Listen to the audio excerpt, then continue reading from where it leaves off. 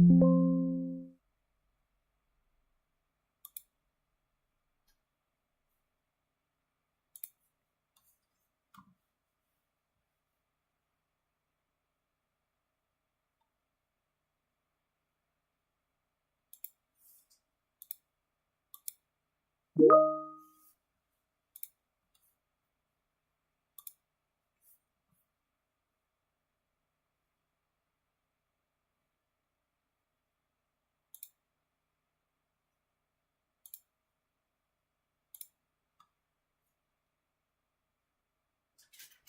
everyone, forgive me for my slow start. This is the first time that I've attempted YouTube Live.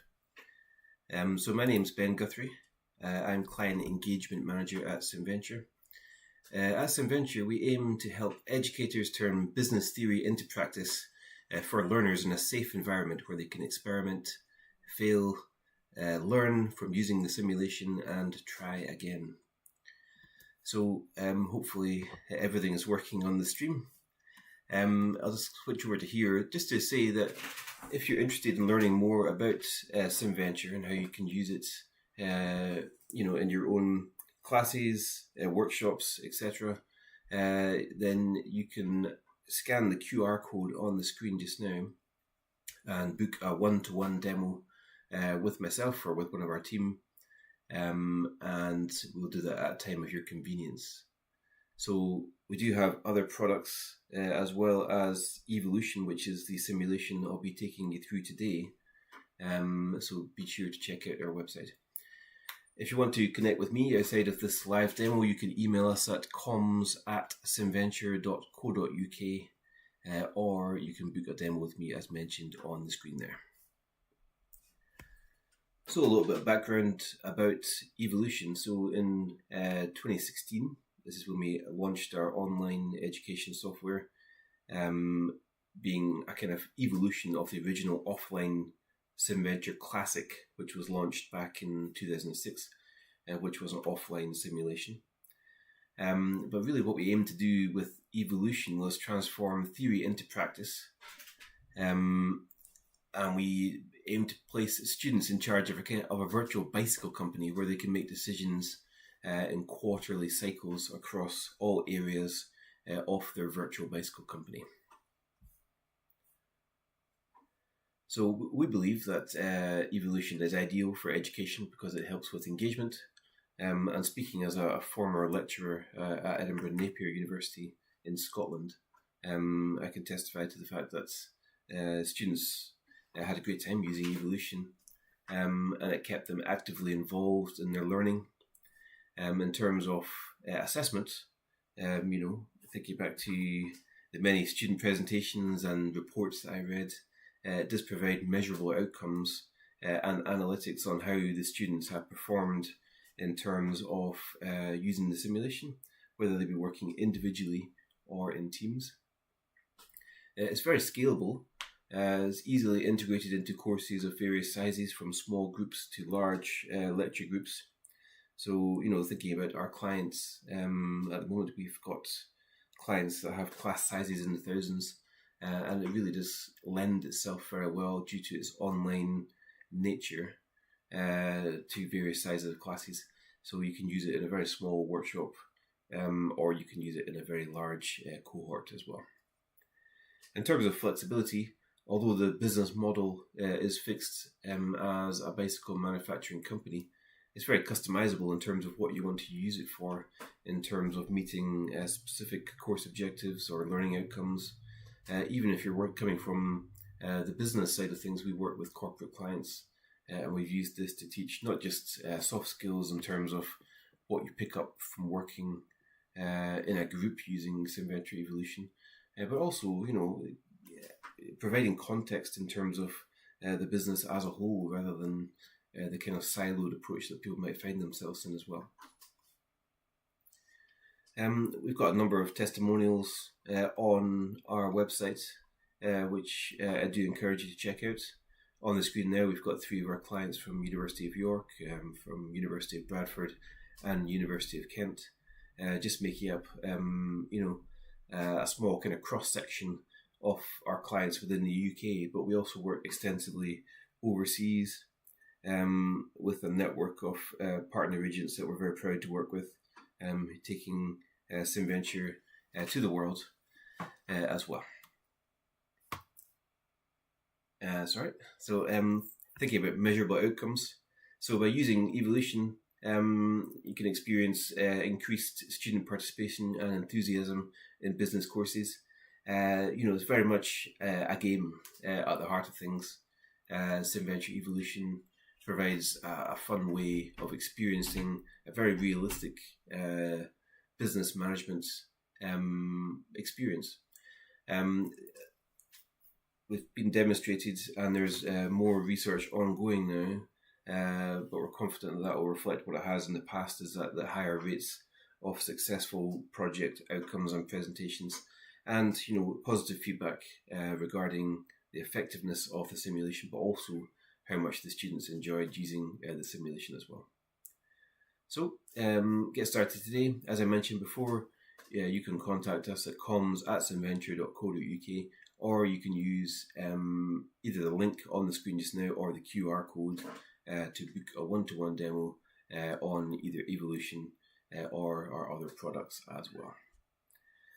Alright, so what I'm going to do now is switch over to the simulation itself. Okay, so let me just, hopefully this will work.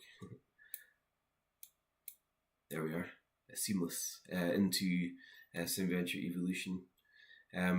So on the screen just now, as mentioned, SimVenture Evolution puts the user in charge of running a virtual bicycle manufacturing company. So on the screen in front of you is the different departments that make up our company. So we've got 4 main departments. We've got our green organization department, and this allows you to make decisions around high-level things that affect your whole company. So, for example, where your company is physically based in terms of its location. We start off in this scenario in a rural premises. So, as with all departments within SimVenture Evolution, or I should just call it Evolution, sorry, marketing, we should have this change strategy button at the bottom right of the screen. So I'll click on there, and that's giving me a warning that I'll be penalised half of my rent due to breaking my lease, but just to get an illustrates of the different kind of decisions that you can make using Evolution. So we're in a rural premises just now, but I can change that to any of these different locales. And you'll notice that each one of these areas has different ratings in terms of what kind of exposure I'm going to get in terms of having my premises in that locale, and also what kind of image I'm presenting to my customers and potential customers. So, I start off here in my rural setting. You'll notice that both ratings for image and exposure are fairly low. If I was to move to the retail park, that would really maximize things in terms of my exposure and my image. But you'll also notice the rent in the rural setting is only a quarter of what it is in the retail park. So every decision within Evolution has knock-on effects in terms of resources and costs, but also in terms of other factors, in this case exposure and image, and it could have knock-on effects to different areas within your business as well. So within location, that's not the only kind of choice is where you are, but also how much floor space you need, what kind of quality of premises you want to or facilities you want to provide for your staff, what term of lease you want, and how sustainable you want your premises to be, which will have knock-on effects in terms of what the overall rent will end up as, and also what the relocation costs will come out to as well. So I'm just going to cancel that change. I just wanted to show you a quick example of how decision making works within the simulation. And I'm going to navigate back to my company map once again. So within here, before I go and take you through some other departments, just to give you some background context about the simulation and where we find ourselves within this scenario. So firstly, you'll notice that I'm using this from a browser. So SimVenture Evolution works on all major browsers, and as such it can be used from any device with an internet connection. So, thinking back to my own experience from working in a university, it was so flexible that I was unfortunate enough to be working as an academic during COVID lockdowns, and mine was the only class in the whole school that didn't have to cancel any tutorials or because everything was so easy to transition to online using Symmetric Evolution. Students can work individually, but I always had my students working in teams, and they were able to collaborate very easily because they could all log on individually to Symventure and run their company together using other software to to chat, such as WhatsApp or other collaboration softwares in there too. So talking about the scenario that we find ourselves in, so you'll notice at the top of the screen it says year 4, quarter 1. So this scenario that we set here is called the growth scenario, and you can get a bit of information about that from clicking on the briefing. So within here, you'll see that the company has been running for 3 years already. We're making considerable sales. We have some cash in the bank. We're making a profit. From here, you can get a lot of background info as to where the scenario starts from. We've got a video that can be watched with a briefing from the outgoing managing director. We've got intro notes and briefing notes in there as well.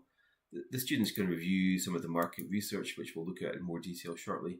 And also we have targets built in to each scenario as to what the students can reasonably achieve within certain time limits. So I'm in year 4, quarter 1 at the starting point of this scenario. But we also have scenarios that start all the way back at year 1, quarter 1 to provide a true kind of startup experience and a different challenge to the students in terms of what they can do, bringing a product to market for the first time, setting up a premises for the first time, etc. So it is a very different challenge from the growth scenario, which I'm in just now. Before the students get started in terms of making decisions, maybe they want to customize their company a little bit. So if I click on the company button in the middle of the screen here, and this all might seem quite trivial to you, but we can edit our company. We can change the name of our company here. So let me just change this to Ben Bikes. I could change or upload a custom logo to represent my company. And you'll notice down here that I've got 3 team members within my 3 students working on this company. So perhaps one of them would like to be the CEO, one of them might want to be the sales and marketing director, and maybe Julio down there wants to be the financial director. So students can assign themselves job titles within the simulation as well. So it really aids to kind of that role-playing aspect of using a simulation if that's what you want to incorporate in your classes. But also helps to break down the responsibility of decision-making and reporting, etc., much as you would do in a real business setting as well. So let me just confirm that. Another benefit to customizing your company, and like I said, maybe it is trivial, but I've always found that allowing students to put their own personal stamp on a company helps to kind of build engagement and create a sense of ownership for their virtual company as well. Another benefit to customizing your company is that Symventure Evolution can be a competitive or semi-competitive activity if you want it to be. So you'll notice we have this leaderboards tab over here on the left-hand side of the screen. If I click on there, you'll see that students can compete against other teams or individuals within their cohort. If you want to, this is all toggleable. So you can turn this off and on for your students if you want to. Not have a competitive environment, you can disable the leaderboards. But I always found, once again, it to be a great kind of source of motivation for students too. So what's great about it is that you can have a number of different winners as such. So within here, you can see that by company value, we've got Purple Spokes winning. Perhaps a different team is winning in terms of the profit they're generating each quarter, cash in the bank, sales, value of their sales, but also non-financial metrics such as efficiency and sustainability in there as well. So, you can have different winners within a cohort. You can create little competitions within competitions, etc. What's important to note about the leaderboards within this context is that they are, the teams are kind of competing asymmetrically in a way, because you'll see that whereas my company is only got data up until year 3, quarter 4, because I haven't finished making decisions for year 4, quarter 1 yet. You'll see that purple spokes up there at the top have run all the way up to year 6, quarter 1. So to have a kind of level playing field, you might want to set a kind of end point for the activity to students to get to before you can assess their success using the leaderboards in there as well. So let me go back to the simulation. So now I'll take you through some of the different departments and sources of information that you can use within the simulation. So as mentioned before, we're in year 4, quarter 1. We can look at the different departments within our company, make decisions, use the sources of information to inform those decisions. And then once we're happy that we've implemented our strategy or a strategy with our company, then we can run forward in time by clicking on this Run Quarter button, which will take us into year 4, quarter 2. And only at that point do decisions become final. So, if I make any decisions here, I'm free to go in and change them right up until the point where I've run the quarter in there, upon which I can reflect on the success or lack of success of my decisions. So I won't take you through every single department today, but thinking about our green organisation department once again, we looked at location. We can also do things, such as work on any borrowing that we want to do, in terms of different sources of funding in the form of loans. You can see we've got an outstanding crowdfunding loan with a balance of 44,000 and a bit. But we could look and explore the possibility of taking further loans from sources such as the bank or family and friends in there as well. Credit control and equity could be managed from here, and also sustainability. So within here allows us to implement sustainable policies for our company, which in turn will give us a better rating overall for sustainability. So sustainability can be a means to an end in itself, or something to aim for, a success measure, maybe even the primary success measure of a business. But it can also, affect your customers' perception of your products if you have a more sustainable product in there as well. So moving clockwise, we've got operations here. So operations is very much the manufacturing hub of our company, where we decide how many products we're going to make in the next quarter or manufacture, bicycles in this case. We can manage our supply chain in terms of purchasing. So in there, what supplier do we want to use? We'll see if I change my strategy. Different suppliers have different terms in terms of delivery times and price per unit for the components that we need to build our bicycles. Also, they have different sustainability ratings. So if I want to ensure that I am fostering a sustainable culture within my company, maybe I want to aim for a supplier that has a better sustainability rating in there as well. I'll cancel it there. Navigate back to my map. Logistics and quality control managed from here, but production. How many bicycles do I want to manufacture in this quarter? So before I show you the other two main departments down below, I just want to show you where you can get information to base your decisions upon. So if I navigate back to my company map, and this time instead of clicking on company, I'm going to click on history here. So from here, we have a kind of interactive dashboard that shows us a lot of information in the form of metrics along the top there, such as how much cash we have in the bank, how much profit we're generating on a quarterly basis, orders and sales, and some other financial metrics along the top. On the left-hand side of the screen, we have profit and loss reflected in this bar chart here. We have our bank balance down in the graph below. So this information here can be displayed in more traditional formats if you want to. If you click on quarterly reports or multi-quarter reports, you can see detailed profit and loss statements in there. You can see cash flow statements and balance sheet, a number of different reports. All of this data can be exported to CSV file if the students want to work with the data externally. I've used this on business intelligence courses in the past to allow the students to generate a complex data set that they're familiar with, which can often be a challenge within that kind of context as well. But anyway, so going back to my dashboard here, looking onto the right hand side of the screen, You can see the allocation of resources. And, as I mentioned briefly before, operations department is our manufacturing hub. So it's only natural that being a manufacturing company, that this would be where the majority of our resources in terms of staff time and expenses would be incurred in there as well. We can go backwards and forwards to see how things have changed over time, and maybe do some trend analysis using our reports there. I think when a lot of people see evolution for the first time, they're thinking there's a lot of financial information, but be assured that I have used this with students who have no background in finance, and certainly not much of an interest in fostering a background in finance. And it's not necessary to have a detailed understanding of business finances to use evolution with students. There's a lot of other factors in play in terms of things like product design and marketing within the simulation. And with it here, looking at this dashboard really simplifies things down to these numbers where you can see how things have changed from the previous quarter, etc.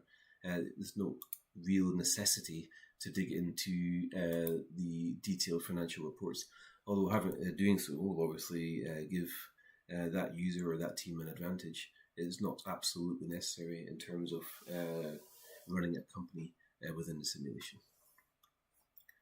The final part, sorry for my kind of scattergun approach to explaining the simulation. This is the first time doing this, so do forgive me. But down on the bottom right-hand side of the dashboard here, we have a number of different gauges which perhaps can point us in the direction of areas which we want to focus on in the short term. So the majority of these gauges are green, which would indicate that they're fairly successful at the moment. So things like worker usage, 91%, quite efficient. So I don't need to focus on those areas immediately. Thinking about the one red gauge down here is market share, and that's telling me that I have 7% of the available market just now. I'd be quite happy with that in a real life context, but it's reflected as a red here.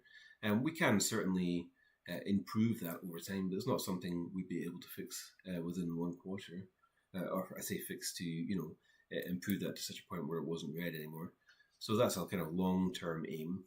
Whereas the two yellow-orange gauges there and the red, amber, green kind of system, those are returns versus sales and sales versus orders there. So thinking firstly about returns versus sales, this is telling me that 27% of my sales are being returned to me. So 27% of the products that I sell are being returned because they're faulty. So that is a bit of a concern.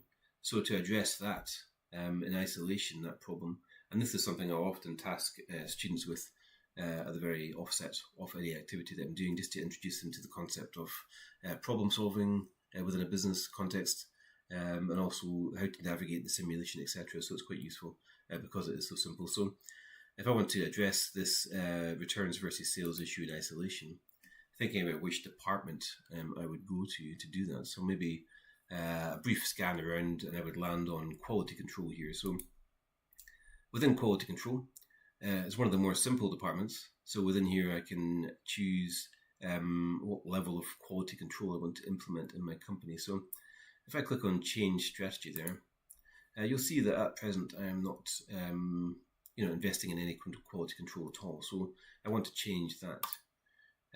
So I've got 5 different options here, ranging from none where I am just now right up until meticulous quality control. So, if I invested in meticulous quality control, I would expect the returns to come down quite considerably. But you'll also notice that each level of quality control has a different impact in terms of how much time my staff have to spend checking each product. So for meticulous here, that is 2 hours per product. In the previous quarter, I was manufacturing 500 bicycles per quarter. So that's going to take 1,000 hours of staff time to meticulously check them before they're sent out to customers, which is quite an investment. And whether or not it'll be worth it is something for the students to decide as well. So perhaps I'll start off with just trying to improve things gradually with some basic quality control, which is only 10 minutes per product. Shouldn't have a major impact. In fact, it's telling me there that time overall, at my current production levels, it's going to be 83 hours of staff time, which is a lot more manageable than what we had for meticulous there. So let me confirm that in there as well. Navigating back to my my dashboard. So I believe that I've done something to address my returns versus sales there. And there I'm going to look at sales versus orders. And so what is this actually telling me is 62% of my orders were fulfilled. And that's coming from, if I look at the top of the screen, the fact that I had 813 orders for my bicycles in the last quarter, but I only sold 500 because that's how many I produced. So to fix that problem, there's a number of different ways we could go about that. So one way, the obvious way, would be to produce more products to up my production. However, I probably don't want to up that all the way up to 813 because that would represent more than 50% jump from my current production levels, which would have a significant impact on my staffing requirements, etc. too. So another way of doing it would be simply to raise the price of my products, which would not generate more sales, but it would bring down the orders. And if I'm looking at just fixing this metric here and improving that ratio, that would achieve that because I would be making less orders. But hopefully, because the demand is so high, if I just increase my price slightly, then I would still be selling out of my product and making a higher kind of profit per unit sold as well. Anyway, let's look at how we would increase production to do that a simple way. I navigate to my production department within operations, and here I am. I can change my strategy. So within here, this is one of our more complicated departments with a lot of things that can be changed. So in terms of how much machinery I have, what level I can upgrade my production facilities. I can even outsource manufacturing to an external manufacturer if I want to. But what I want to do is just increase my production. Like I said, I'm not going to go all the way up to 813, which is how many orders I had, but maybe just going up to 600 just to illustrate how it works.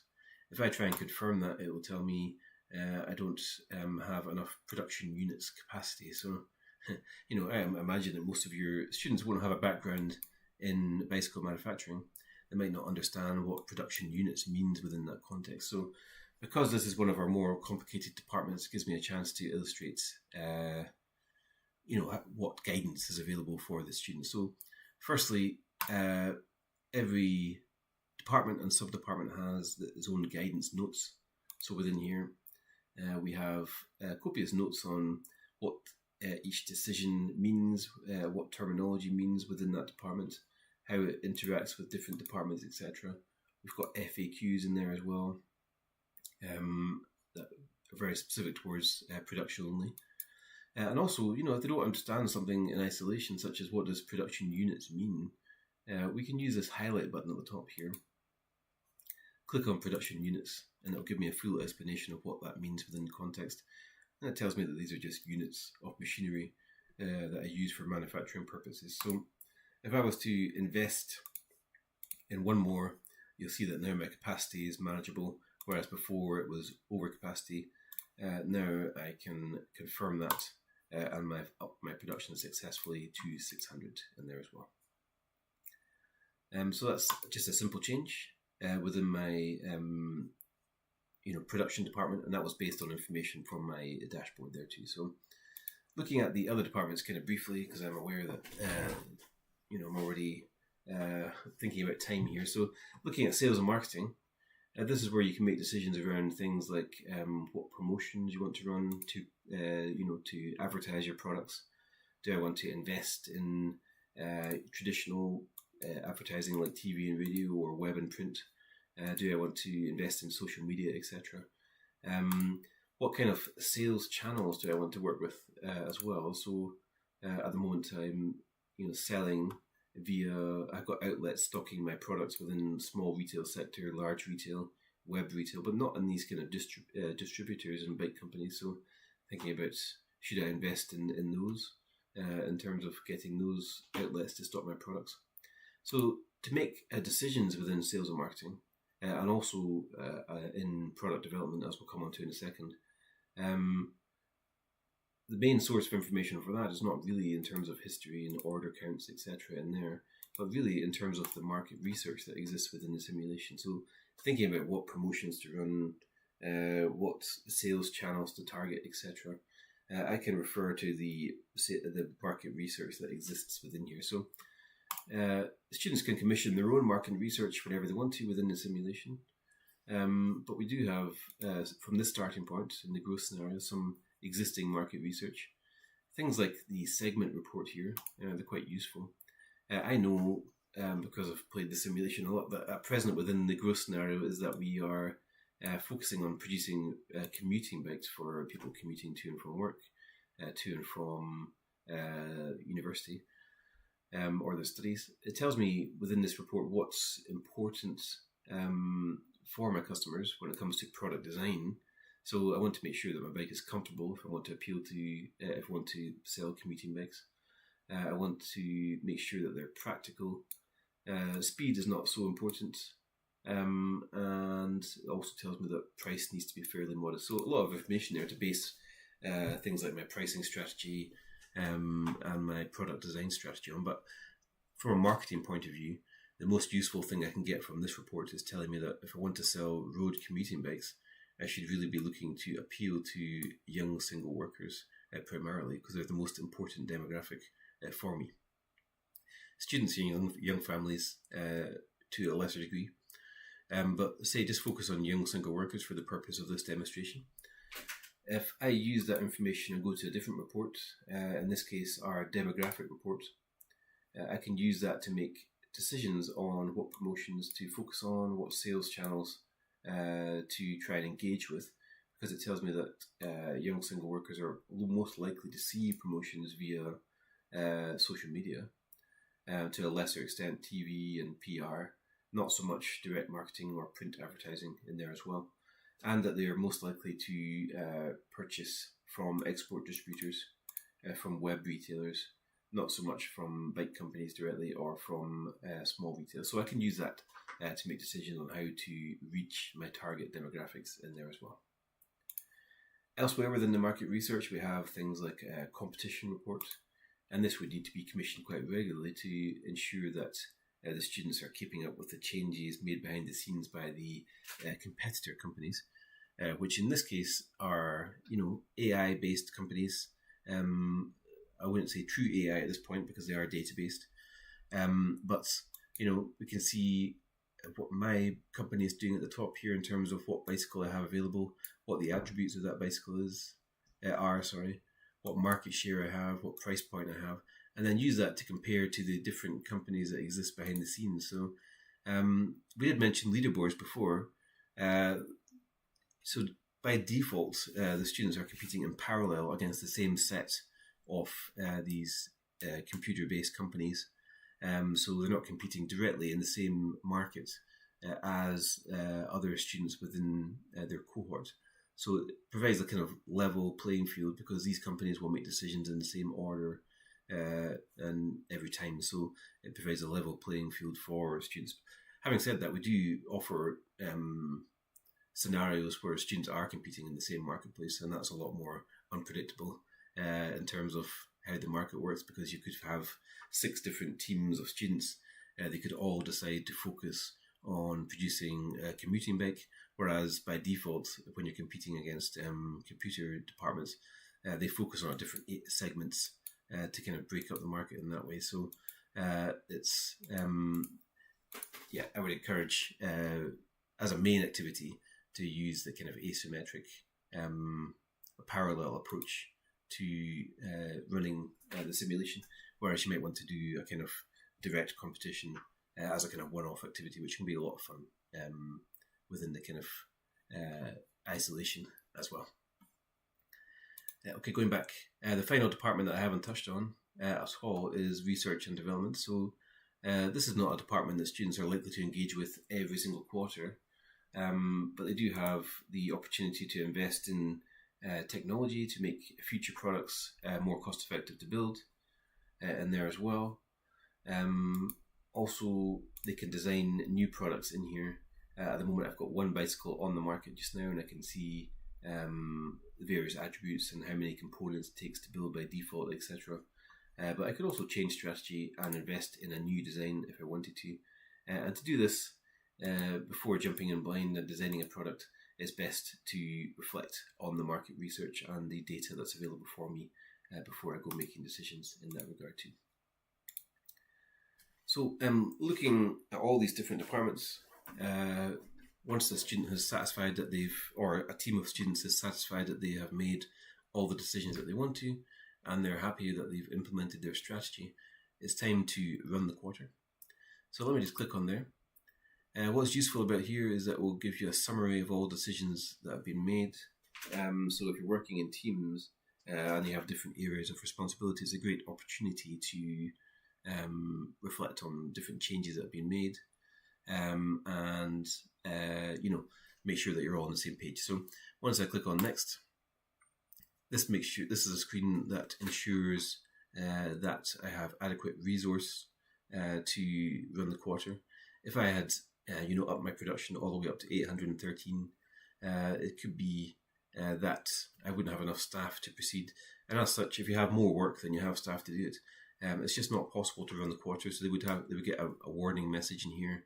You would see a lot of red on the screen as opposed to orange, and it would tell them they need to go back and hire more resource before they're able to continue and before they're able to run the quarter. But I'm okay, so I can actually proceed to run the quarter. This warns me that I've got unused workforce, but that's okay. Normally I'll go back and try and adjust that, or maybe assign some more marketing activities to make sure that my staff are being used in there as well. So run that.